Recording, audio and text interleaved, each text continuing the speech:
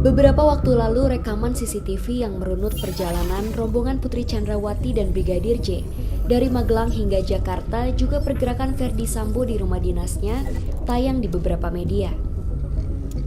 Lewat verifikasi dengan metode yang cukup sederhana, melalui sinar matahari dan bayangan, kami mendapatkan sejumlah kejanggalan pada rekaman CCTV tersebut. Meski Polri dan Komnas HAM telah mengakui adanya rekayasa, tapi mereka belum detail menjelaskan bagian penting dalam kasus pembunuhan ini. Rekaman CCTV yang beredar luas itu memang hasil manipulasi. Jelas rekaman tersebut menghapus banyak scene. Hal itu masih jamak dilakukan karena rekaman berdurasi amat panjang. Sampai di situ, manipulasi masih bisa dikatakan wajar untuk kepentingan meringkas durasi. Tapi menjadi tidak wajar jika dilakukan bukan untuk meringkas durasi, melainkan membuang elemen-elemen penting baik berupa scene tertentu atau objek tertentu dalam frame. Manipulasi yang ini termasuk juga dengan menambahkan elemen-elemen baru atau objek tertentu dalam frame. Misal, mengedit timestamp CCTV. Untuk mengecek lebih rinci, bisa dilakukan metode localization tampering, yakni analisis frame by frame, menghitung histogram dan menampilkan grafik histogram. Karena rekaman CCTV yang beredar adalah gabungan berbagai rekaman yang dijadikan satu, sulit untuk localization tampering. Dalam kasus rekaman CCTV di seputar kediaman Verdi Sambo, cara lain ialah memverifikasi timestamp yang ditampilkan dalam rekaman CCTV. Kami mencoba melakukannya melalui sinkronisasi arah bayangan matahari. Foto ini didapat YouTuber Anjas Asmara. Diduga kuat, foto itu diambil sebelum rombongan berangkat dari Magelang. Mobil patwal ini identik seperti yang muncul di CCTV. Foto itu diambil di depan rumah Sambo di Cempaka Residence.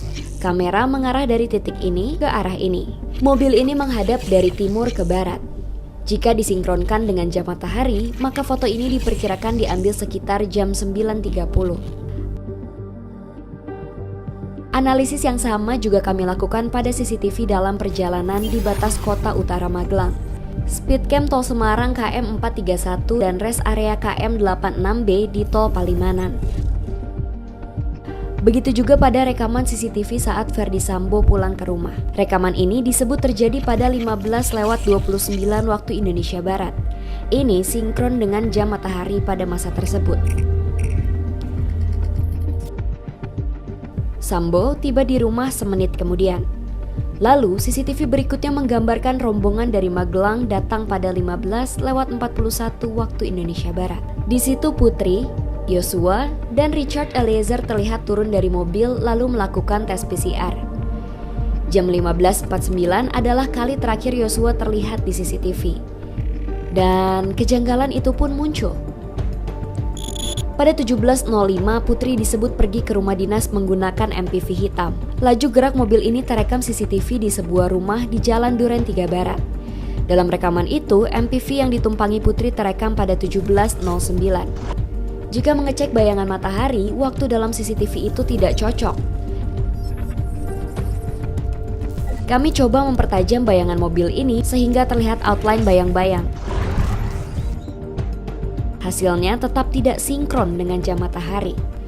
Kejanggalan lain pun muncul pada rekaman berikutnya. Menyusul Putri, Sambo terlihat keluar dari garasi rumah di Saguling pada jam 17.10. Jika melihat dari jam matahari pada jam tersebut, bayangan mobil semestinya tak mengarah ke situ. Seharusnya mengarah ke sisi ini. Kami mencoba mengecek adakah objek lain di halaman rumah Sambo yang menghalangi sinar matahari. Misal, pohon atau benda lain sehingga menciptakan bayangan ini. Nyatanya tidak ada. Ini memang bayangan mobil Verdi Sambo. Jika disinkronkan dengan jam matahari, bayangan mobil mengarah ke titik tersebut lebih cocok terjadi dalam rentang jam 11 hingga jam 3 sore, bukan 17:10.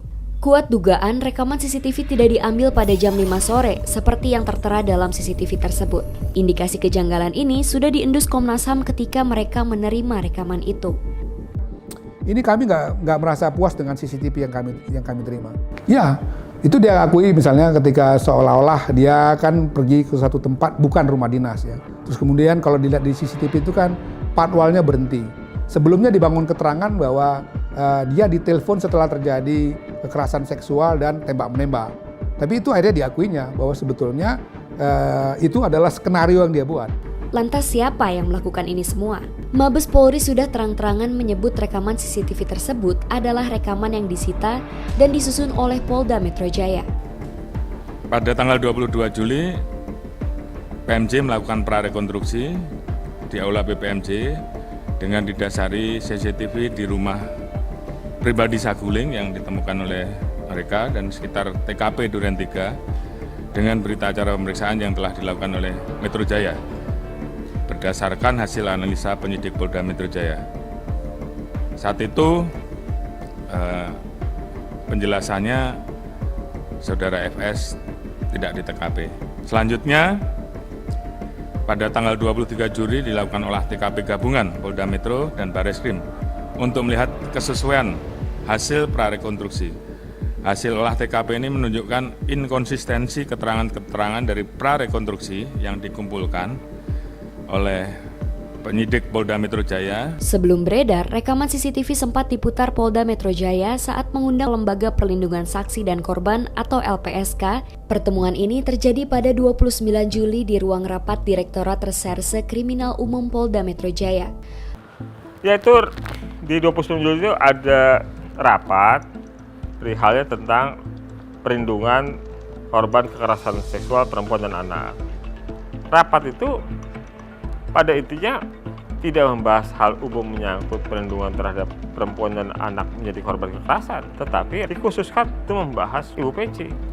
Jadi rapat itu hanya membicarakan soal Ibu PC dan mendorong, si pengundangnya mendorong agar LPSK segera melindungi Ibu PC. Dan diputarkanlah video yang sudah diedit, yang sudah ada backsound-nya, video CCTV perjalanan rombongan Ibu PC. Ketika video itu diputar dengan backsound-nya, kemudian ada yang menjelaskan. Kalau menurut kami tujuannya untuk mempengaruhi terundang, untuk dalam suasana yang sama sebagaimana dibangun oleh naratornya, gitu, yang melakukan presentasi ketika video itu ditayangkan. Salah seorang petinggi Polda yang hadir dalam rapat itu adalah Wadir Krimum AKBP Jerry Siagian. Belakangan, ia ditahan di Makobrimob karena diduga terlibat dalam manipulasi kebenaran kasus pembunuhan Yosua. Apakah perbuatan Jerry Siagian dan yang membantunya ini diketahui atasannya di Polda Metro Jaya? Dalam hal ini tentu saja, sang Kapolda Fadil Imran.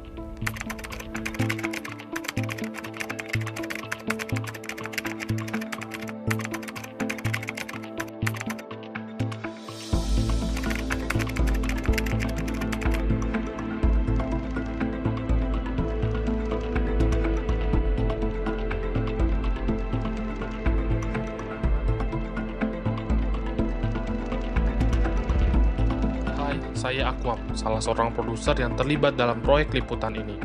Proyek ini melakukan pengujian atas video kronologis yang awalnya dipublikasi oleh 2 televisi. Seluruh materi dan tools yang dipakai dalam proyek ini bersifat terbuka, sehingga siapapun bisa mencobanya. Selama beberapa tahun terakhir, kami intens membuat laporan investigasi yang berbasis sumber data terbuka. Beberapa di antaranya kamu bisa tonton dengan mengklik video di layar.